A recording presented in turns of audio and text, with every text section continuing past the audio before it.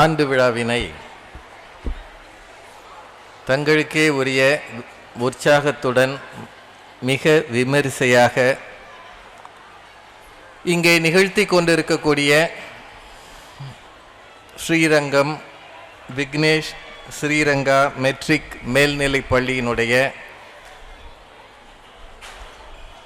பெருமை மிகு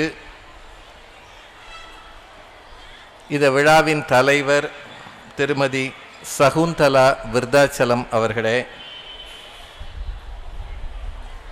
அமரர் விருத்தாச்சலம் அவர்களின் நினைவை போற்றும் வண்ணம் அவரது கனவுகளை நனவாக்கி கொண்டிருக்கக்கூடிய அவரது புதல்வர் இந்த பள்ளிகளின் தலைவர் திருமிகு வி கோபிநாதன் அவர்களே, இந்த நிகழ்ச்சியிலே அழகு தமிழில் வரவேற்புரை வழங்கிய திருமதி லக்ஷ்மி பிரபா கோபிநாதன் அவர்களே,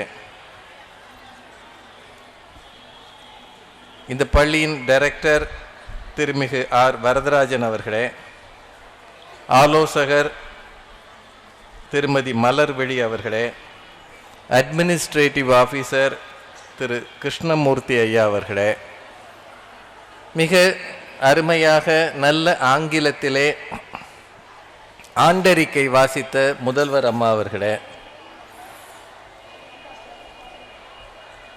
திரளாக இங்கே வருகை தந்திருக்கக்கூடிய பெரியோர்களே, பெற்றோர்களே, கிரடாய் நிறுவனத்தை சார்ந்த சான்றோர்களே, சிறப்பு விருந்தினர்களே, விழாவினை தமிழிலும் ஆங்கிலத்திலும் நன்றாக தொகுத்து வழங்கி கொண்டிருக்கக்கூடிய ஆசிரியர்களே, இந்த பள்ளியில் பணியாற்றுகின்ற ஆசிரியர்களே, ஆசிரியர் அல்லாத மற்ற ஊழியர்களே, ஊடகத்துறை சார்ந்த அன்பர்களே, நண்பர்களே, இருபால் மாணாக்கர்களே, உங்கள் அத்தனை பேருக்கும் என்னுடைய அன்பான வணக்கத்தை முதலில் தெரிவித்துக் கொள்கிறேன். இந்த பள்ளிக்கு வந்ததில் எனக்கு ரொம்ப ஆச்சரியம். உலகம் முழுக்க இருக்கிற எல்லா பக்தர்களும் விரும்பி தரிசிக்க நினைக்கிற, ரயிலிலே போகும்போது அப்படி எட்டி பார்த்து கோபுரம் தெரிகிறதா என்று பார்த்து ரங்கா ரங்கா என்று சொல்லுகிற அந்த புகழ்மிக்க கோபுரத்துக்கு மிக அருகிலே ஒரு கல்வி நிலையம் இருக்கிறது என்று தெரிந்தபோது எனக்கு ரொம்ப சந்தோஷமா இருந்தது. மாணவர்கள் அப்படி பார்த்தா கோபுரம் தெரியும். இது யாருக்கு கிடைக்கும்? சில அமைப்புகள் அது கடவுளால் வழங்கப்படுவது, அது இறைவனின் திட்டம். அது அந்த மாதிரியான ஒரு அமைப்பில் இந்த கல்வி நிறுவனம் இருப்பதே பெரிய மகிழ்ச்சிக்குரிய விஷயம். இங்கே உட்காந்து பார்க்கும்போது கோபுரம் தெரிகிறது. இது ரொம்ப அபூர்வமான ஒரு அமைப்பு. இங்கே இந்த மாதிரி ஒரு தொடர்ந்து அமரர் ஐயா அவர்களினுடைய கனவை நனவாக்குவதற்காக இந்த பள்ளியை நடத்துகின்ற இதில் இருக்கிற அத்தனை பேருக்கும், அந்த அறங்காவலர் குழுவினருக்கு என்னோட வாழ்த்துக்களும் பாராட்டுக்களும். முதல்ல ஒவ்வொன்றா சொல்லணும். எனக்கே என்னை பற்றி தெரியாத விஷயங்களெல்லாம் அவங்க லக்ஷ்மி பிரபா மேடம் வரவேற்புரையில் சொன்னாங்க. இவ்வளவு நல்ல தமிழில் ஒருத்தரால் பேச முடியும், அதுவும் கொஞ்சம் வசதி படித்த வீட்டில் இருக்கிறவங்க தமிழே பேச மாட்டாங்க. ஹாய் ஹவ் ஆர் யூ அப்படியே பேசுகிற ஆட்கள் மத்தியில் அவங்க வைரமுத்து கவிதையிலேருந்து நான் அவர்கிட்ட கேட்டேன், கோபிநாதன் சார்கிட்ட, சார் அவங்க தமிழ் மீதும் படித்தாங்களா என்ன? இல்லைன்றாரு. இப்போ அவங்க யார் எழுதி கொடுத்து வாசித்தாங்களான்னு? அதுவும் இல்லைன்றார். இப்போ சொந்தமாகவே தமிழில் ஈடுபாடு இருக்கிற ஒரு குடும்பம், கல்வியில் அவங்க எல்லாருக்கும் ஒரு பெரிய ஈடுபாடு இருக்குது. அதனால் இவர்கள் இந்த நிறுவனத்தை நடத்துகிறார்கள் என்று பார்க்கும்போது ரொம்ப மகிழ்ச்சியாக இருக்கிறது. அப்புறம் அங்கே இந்த மேடம் நிறைய என்னை பற்றி அறிமுகம் பண்ணாங்க. ஊரில் ஒரே ஒரு ராஜா, அது மாதிரி இவர் தான் ராஜான்னு. அதாவது சும்மா நீங்கள் வேறு பாராட்டலாம், நானும் கொஞ்ச நேரம் சந்தோஷமாக இருக்கலாம். ராஜான்ற பேர் எல்லாருக்குமே உண்டு. அது நம்ம ஊரில் பழகி போனது. சில ஏரியாவில் நாய்க்குட்டிக்கு கூட வச்சுருக்காங்க. வாடா ராஜா அப்படின்னா நாம் பெருமைப்பட்டுக்க வேண்டியதான். அதனால் ரொம்ப நல்ல அவங்க சொன்னாங்க. இதெல்லாம் ஒரு பாராட்டு தானே. அதில் பாதி உண்மை இருக்கும், பாதி பாராட்டு இருக்கும். எங்களுக்கு அது தெரியும். நம்ம பிள்ளைய பார்த்து நம்ம வரவேற்கிறது இல்லையா, ஐயோ என் பிள்ளை எம்பூட்டு அழகு அப்படின்னு நம்ம சொல்லலையா? எங்க அம்மாவை என்னை அப்படித்தானே சொல்லியிருக்கோம். அது மாதிரி குறுக்கிடுறதுக்கு மன்னிக்கணும், இந்த ஸ்கூல்ல பொய்யே பேசக்கூடாதுன்னு எங்களுக்கு சொல்லி கொடுத்துருக்காங்க. அதுவும் நாங்க ஆசிரியர்கள் எங்க மாணவர்களுக்கு முன்னாடி நாங்க பொய் சொல்றது இல்ல, எந்த சூழ்நிலையிலையும் அவாய்ட் பண்ணிடுறோம். உண்மையாவே உங்க பட்டிமன்ற பேச்சுக்கு இதுவரையிலும் யாரும் இல்ல, யாரையும் நோகாத ஸ்டேஜ் மேனரிசம்னு சொல்லுவாங்க. அது கரெக்ட் தாமா. உங்க ஸ்கூல்ல இன்னொன்னையும் சொல்லி கொடுத்துருக்கணும், குறுக்க பேசாதீங்கன்னு சொல்லி கொடுத்துருக்கேன். அதையும் அவங்க இனிமே சொல்லிக் கொடுங்க. 1-2 விஷயம் நான் சொல்லணும். மேடம் அவர்களது ஆங்கிலம் ரொம்ப நல்ல ஆங்கிலம். நான் அந்த ஆண்டறிக்கை முழுக்க வாசிச்ச, நானும் அப்படியே ஃபாலோ பண்ணிட்டே வந்தேன். பெரும்பாலும் மெட்ரிக் பள்ளிகளில் இருக்கிற ஆங்கிலத்தில் நிறைய பிழை இருக்கும். இதில் பிழை இல்லை. 1-2 இடத்துல டைப்பிங் மிஸ்டேக்கையும் அவங்க சில ப்ரிப்போசிஷனில் அவங்க பேசும்போது போட்டுக்கிட்டாங்க. அது எனக்கு ரொம்ப பிடிச்சது. ஒரு நல்ல தேர்ந்த ஒரு முதல்வர் கையில் இந்த பள்ளி இருக்கிறது என்பது. அதோடு அவங்களுக்கு ஒரு கூடுதல் விண்ணப்பம், இது பொதுவான விண்ணப்பம். கூடுமானால் அடுத்து வரும் ஆண்டுகளில் இந்த ஆண்டறிக்கையை தமிழில் வாசித்தால் நிறைய பேருக்கு அது புரியும்.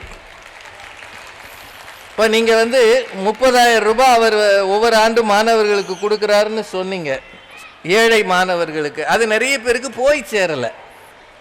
இந்த மாதிரி மெட்ரிக் பள்ளிகளுக்கு ஒரு வேண்டுகோள், உங்கள் பள்ளிக்குள்ள மாணவர்களை வைத்து நடத்துகிற எல்லா நிகழ்ச்சிகளையும் நீங்கள் ஆங்கில வழியில் கூட நடத்துங்க. ஆனால் எப்போ பெற்றோரை வயசானவங்கெல்லாம் கூப்பிட்டு நிகழ்ச்சி நடத்துகிறீங்களோ அப்போ கூடுமான வரைக்கும் தமிழில் சொன்னீங்கன்னா தாத்தா பாட்டிக்கெல்லாம் புரியும், கை தட்டுவாங்க. இது தயவுசெய்து வருங்காலங்களில் பார்த்துக்கோங்க. ஏன்னா இங்கே வந்திருக்கிற எல்லாரும் எதுக்கு வந்திருக்காங்கன்றீங்க? என் பேச்சை கேட்கவா? அது இல்லை. அதில் அவங்க சொன்னாங்க ரொம்ப எளிமையானவங்க, அந்த சட்டையை தான் இப்பயும் போட்டிருக்காருன்னு அர்த்தம். அதுக்கு எனக்கு வேறு சட்டையே இல்லைன்னு ஆயிடுச்சு. பாருங்க, அங்கே இருக்க மாதிரியே ஏறக்குறைய அந்த மாதிரி தான். நாங்கள் சன் டிவியில் வாங்க பேசலாம்னு ஒன்று காலையில் பேசுவோம். அதில் என் கூட பேசுகிற பாரதி பாஸ்கர் மேடம் விதவிதமான சாரீஸ் கட்டின்னு வருவாங்க. அந்த கேமராமேனே சொல்லுவான், சார் ஒரு சட்டையை மாற்றுங்க சார். ஏன் சார் அழுது வெடிக்கிறீங்க? ஏற்கனவே உங்களை பார்க்க முடியல, இதில் சட்டையாவது நல்லா போடுங்கன்னு அந்த கேமராமேன் அடிக்கடி சொல்லுவான். அதுக்காகவே நான் கட்டம் போட்ட சட்டையாக போட்டுறது. ஏன்னா நமக்கு சின்ன வயசுலலாம் நல்ல சட்டை கிடைக்கல. கட்டம் போட்ட சட்டை போட்டால் முந்தா நாள் ஒருத்தர் என்னை கூப்பிட்டு, என்ன வயசை கம்மி பண்ணுறதுக்காக கட்டம் போட்ட சட்டையாக போடுறீங்களான்றார். இல்லையான்னு நீங்கள் வெள்ளை சட்டை போடுங்கன்றார். நான் என்ன சட்டை போடணும்னு ஒரு ஆள் டிசைட் பண்ணுறார். சின்ன வயசில் எங்கள் அப்பா அதை டிசைட் பண்ணார். இப்போ பார்க்குற ஆள்லாம் சொல்லுது. இது எதுக்காகனா, பப்ளிக்கில் இது மாதிரி 4 பேருக்கு தெரிகிற முகமான பிறகு விதவிதமாக கமெண்ட் அடிப்பாங்க. நான் இன்னைக்கு காலையில் தஞ்சாவூரில் இருந்தேன். அங்கே ஒரு ஹோட்டல் வாசலில் நின்னா அங்கே ஒரு ஆள் நீங்கள் என்ன தஞ்சாவூருக்கு வந்திருக்கீங்க சொல்லாமல் கொள்ளாமன்னார். எனக்கு ஒரு மாதிரி ஆயிடுச்சு. ஓ, நீ யாருன்னே எனக்கு தெரியாது, ஓன்ட்டு எப்படி நான் சொல்கிறது? பொதுமக்கள் அப்படியெல்லாம் விதவிதமாக கேள்வி கேட்பாங்க. அதனால நீங்கள் சொல்லுகிற பாராட்டுக்களையும் விமர்சனங்களை வாங்கிக்கிற மனப்பக்குவத்துக்கு எங்களுக்கு வந்தாச்சு. இதில் இருக்கிற பெருமிதங்கள்னு ஒன்று இல்லை. முதல்ல எனக்கு இந்த பள்ளியை பார்க்கும்போது இதனுடைய அமைப்பு, 2வது இவ்வளவு திரளாக பெற்றோர் வந்திருக்கிறது, அது பெரிய விஷயம். நிறைய பேர் வந்திருக்கிறீங்க. காரணம், உங்கள் பயலுக இங்கே படிக்கிறான், வரலைன்னா திட்டுவான். இந்த ஆனுவல் டேன்னு சொன்ன உடனே அவங்க அம்மா அப்பாட்ட சொல்லியிருப்பான், வந்துடணும், 30ஆம் தேதி கூப்பிட்டுருக்காங்க, நீ வரல எதுக்குடா டான்ஸ் ஆடுறோம், என்னடா ஆடுறேன்னா அங்கே பாரு அப்படின்னு சொல்லிக்கிட்டே நெளிஞ்சிக்கிட்டே போவான். இந்த மிஸ்ஸு இவங்க எல்லாம் இன்னும் கொஞ்சம் நேரத்தில் இந்த பிள்ளைகளை ஆட வைப்பாங்க பார்த்தீங்களா? ஆட வைக்கும்போது சைடில் நின்று மிஸ்ஸு நெளிவாங்க. அவங்க தான் இதுக்கு டைரக்டரு. அவங்க சரியா ஆடுறா இப்படிடான்னுவாங்க. அவங்க அங்கே பண்ணும்போது இவங்க பார்த்துக்கிட்டே ஆடுவாங்க. இதை எப்போ ப்ராக்டிஸ் ஆரம்பிச்சிருப்பான்னா, என்னைக்கு ஆனுவல் டே அனௌன்ஸ் பண்ணி இந்த பயலை விளையாட்டு அந்த டான்ஸுக்கு கூப்பிட்டாங்களோ அன்னைக்கே நெளிவான். பாத்ரூம் போகும்போது நெளிஞ்சிக்கிட்டே போவாங்க. அவங்க அப்பா கேட்பார், உங்கள் அம்மா மாதிரி நீயும் ஆடுறேடா, அவளும் ஆடுறா நீயும் ஆடுறேன்னா, நான் டான்ஸ் ப்ராக்டிஸ் பண்ணுறேன்னுவான். அங்கே ஆடுனதெல்லாம் இன்னும் கொஞ்ச நேரத்தில் அரங்கேற்ற போகிறாங்க. அதுக்காகத்தான் நீங்கள் பார்க்க வந்திருக்கிறீங்க. அப்புறம் இன்னும் சில பிள்ளைகள் பரிசு வாங்குச்சு. பெரும்பாலும் பள்ளிக்கூடங்களில் போய் பரிசு கொடுக்கறதுன்றது சிரமமான வேலை. ஏன்னா குனிஞ்சு குனிஞ்சு கொடுக்கணும். குட்டி பயல்க அதில் சில பயல்க பார்த்தீங்களா வாங்கிட்டு அப்படியே போயிடுவான். சில பேர் வாங்கிட்டு என் கையிலே கொடுத்துட்டு போயிடுவான். எதுக்குன்னா நீ அந்த காலத்தில் வாங்கியிருக்க மாட்டேன், இதை வச்சுக்கணும். இந்த மாதிரி காமெடிகள்லாம் இதில் நடக்கும். இதுக்காகத்தான் நீங்கள் பெரும்பாலும் பெற்றோர்கள் வர்றது. தாம் பிள்ளை என்ன பரிசு வாங்குது, என்ன டான்ஸ் ஆடுது. இப்போ நாங்கள் படித்த காலத்துல எல்லாம் இவ்வளவு மேடை அமைப்பு இல்லை, இவ்வளவு இந்த இந்த எல்இடி ஸ்க்ரீனு இதெல்லாம் போடலை. இப்போ பாருங்கள், இங்கே ஸ்க்ரீன் இருக்குது, பயலுக்கு அதையே பார்த்து கையாட்டிக்கிட்டு இருப்பான்.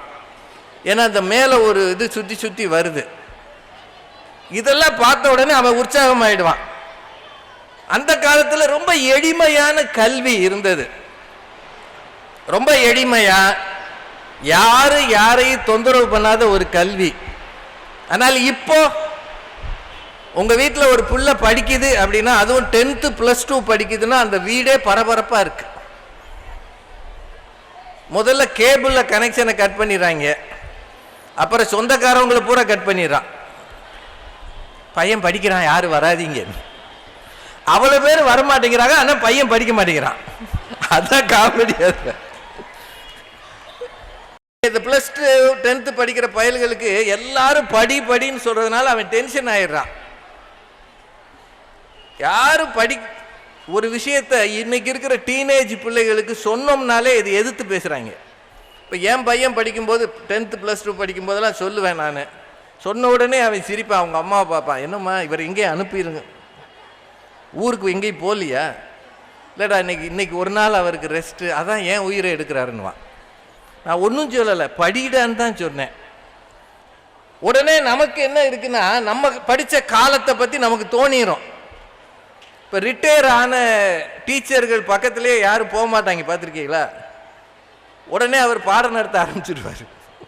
இப்போ ரிட்டையர் ஆன டீச்சர்களுக்கு அது ஒரு இயல்பு உண்டு. தான் ஐயா இருக்கிறாரு, அவர் உடனே பேச ஆரம்பித்தாருன்னா பக்கத்தில் இருக்க சொல்ல 45 நிமிஷம் கழிச்சு தானே முடிப்பார், அவர் பீரியட் அப்போ தான் முடியும்னு. அது பேரங்க வரமாட்டாங்க. உடனே அவர் இலக்கண பிழையை கண்டுபிடிச்சிருவாங்க. அது தமிழ் ஆசிரியராக இருந்தார், தீர்ந்தது. உண்மை அது. இப்போ நாம் என்ன சொல்கிறோம், டே நான் படித்த காலத்தில் எங்கள் வீட்டில் எந்த வசதியும் இல்லை. அது உண்மை. நான் படித்தப்போ வசதியே இல்லை. அன்னைக்கு எலக்ட்ரிக் லைட்டு கூட இல்லை, மெழுகுவத்தி வெளிச்சத்தில் தான் நான் படித்தேன். இப்படியெல்லாம் என் பையன்கிட்ட சொன்னோடனே அவன் சிரிக்கிறான், உங்களுக்கு பொழைக்க தெரியல, கரண்ட் இல்லைன்னா அதுக்கு நான் என்ன பண்ணுவேன்? இல்லைடா நாங்கள் அப்படியெல்லாம் படித்தோம். அப்படியா, படிச்சியா? ஆமாடா, நீயும் அது மாதிரி படிக்கிறேன் அவ்வளவு சொல்லிட்டு ஏசி போட்டு ஃபேன் போட்டு ஒரு சேரில் உட்காந்து இன்னொரு சேரில் கால் போட்டு கலர் டிவி பார்த்துக்கிட்டு இருக்கான். நமக்கு அப்படியே பொங்குது கோபம். ஏய் அப்படின்னோம்னா அந்த அம்மா அங்கேருந்து வரும், என் பிள்ளையை கண்டாலே உங்களுக்கு ஆக மாட்டேங்குது, உங்களுக்கு என்னையும் என் பிள்ளையும் கண்டாலே எப்படித்தான் வருதோ. அது என்னவோ தெரியல, ஆம்பளை பசங்களுக்கு அம்மா செல்லம் கொடுக்குது, பொம்பளை பிள்ளைங்களுக்கு அப்பா செல்லம் கொடுத்துட்றாரு. அது உண்மையா இல்லையா?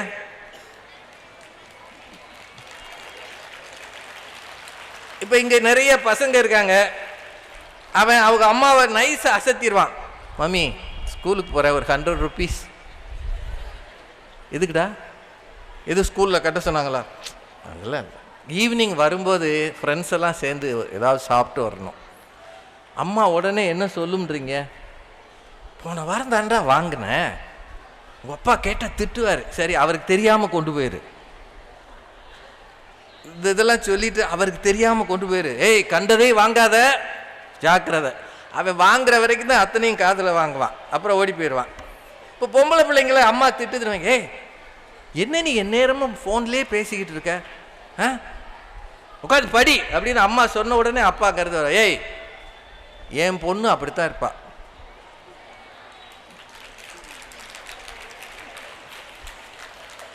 அவன் என்ன ஒன்னே மாதிரி நான் நினைச்சேன், நீ 8ஆம் கிளாஸ் ஃபெயிலு, அவ டாக்டராக போறா, இப்பதான் 10thலேயே அது தடுமாறி நிக்குது, அவ டாக்டராக போறா, அவளை நீ ஏதாவது சொன்ன உடனே இந்த பொண்ணு போய் தேங்க்யூ டேடி. நம்ம புள்ள வளர்க்குற வேடிக்கைகளை பாருங்க. தேங்க்யூ டேடிட்டு அம்மாவை ஒரு முறைச்சிட்டு அது வாட்டுக்கு போயிடும். இதுதான் நம்ம வீடுகளில் நடக்குது. ஒரு 20-25 வருஷம் முன்னாடி ஒரு வீட்டில் 4-5 பிள்ளைகள் இருந்தது, ஒன்றுக்கு ஒன்று அடித்து உருளும். இப்போ எங்கள் வீட்டில் 4 பிள்ளைங்க. எங்கள் அப்பா என்னை அடிச்சிட்டாருன்னா மீதி 3 பேருக்கும் அன்னைக்கு தான் தீபாவளி. அடி நான் வாங்கிட்டேன்னா அவங்க படி சந்தோஷமாக இருப்பாங்க. நான் அழுகையை நிறுத்தினேன்னா அப்பாட்ட போய் சொல்லி கொடுத்துருவேன், அவன் அழுகையை நிறுத்திட்டான்னு. எதுக்கு திரும்ப வந்து 2 போடணுன்றதுக்கு. அப்போ அந்த காலத்துல பெற்றோர்களால் பிள்ளைகளை அடிக்க முடிந்தது. அடிப்பாங்க. அடினா அடி, இந்த அடின்னு இல்லை, செமத்தி அடி. உருட்டி விடுவார் எங்க அப்பாலாம். அப்படி கோயில் வாசல்ல கிடையாது, வீட்டில். அங்க உருண்டாலாவது புண்ணியம் கிடைக்கும். அப்படி உருட்டி விட்டு ஒரு ஏத்துவாரு. நாங்க எந்திரிச்சு பரிதாபமா பார்ப்போம், இதெல்லாம் அப்பாவா அப்படின்னு. இன்னைக்கு எதிர்த்தே பேச முடியாது. ஏதாவது டேய் அப்படின்னோம்னா, என்ன 7ஆம் கிளாஸ் படிக்கிற பையன் அவங்க அப்பா டேய் இங்க வாடான்னா அவங்க அம்மாட்ட போய் சொல்லியிருக்கான், என்ன அவர் என்ன இன்டீசெண்டா பேசுறாருன்னு. இன்டீசெண்டா டேய் வாடான்றது இன்டீசெண்டா. எங்க நிலைமையை யோசிங்க. அப்போ ஆசிரியர்களும் அடிப்பாங்க. இப்போ அரசாங்கமே அடிக்கவே கூடாதுன்னு சொல்லிடுச்சு. அரசாங்கத்தில் செஞ்ச நல்ல புண்ணியமான விஷயங்கள் அது ஒன்று. அடிக்கக்கூடாதுன்றது கூட நான் ஒத்துக்கிறேன். கண்டிக்க கூடாதுன்னு சொன்னால் எப்படியா புள்ள வளர்க்குறது? கண்டிக்கவே கூடாது. ஏய் அப்படின்னு ஏதாவது வாத்தியார் எதிர்த்து பேசிட்டாருன்னா குடும்பமே வந்துடுது. குடும்பம், அந்த தெருவில் வேலை இல்லாமல் இருக்கவங்க எல்லாரையும் கூட்டிகிட்டு வந்து, யார் அந்த ஆசிரியர் கூப்பிடு, நீ எல்லாம் படிச்சியா, அறிவு இருக்கா, யாரு வாத்தியார் கேட்குறாங்க. என் பிள்ளைய எருமைன்னு சொன்ன